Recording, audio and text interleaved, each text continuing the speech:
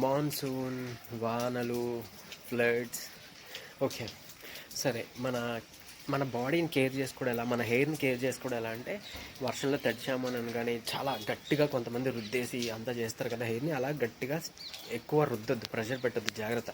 అలానే కొంతమంది అది ఆరబెట్టుకోవడం కోసమని బాగా హాట్ ఎయిర్ బ్లోవర్స్ అట్లా వాడతారు. అలా కూడా వద్దు. కొంచెం టెంపరేచర్ చూసుకోవడం చాలా ఇంపార్టెంట్ అనమాట. అదొకటి గమనించండి.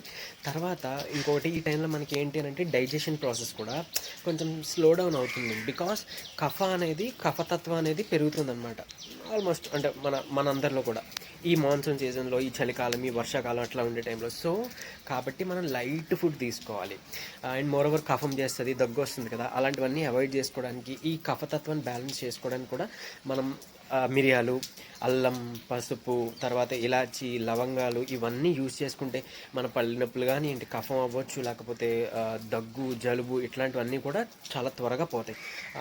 తినకూడదు ఏంటి ఈ టైంలో, జాగ్రత్త పడండి. వంకాయ తినొద్దు, బంగాళదుంప తినొద్దు, అలానే గ్రెయిన్స్, మన పప్పు దినుసులు అనేది ఎక్కువ తినకుండా కొంచెం చూసుకోండి.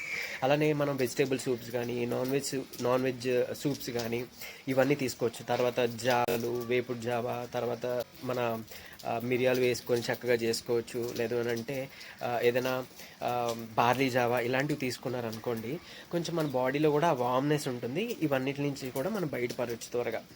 సో అండ్ మోర్ ఓవర్, బయట తిరుగుతున్నారు అని అనుకుంటే జాగ్రత్త, ఫుల్ కవర్ ఉండేటట్టుగా చూసుకోండి.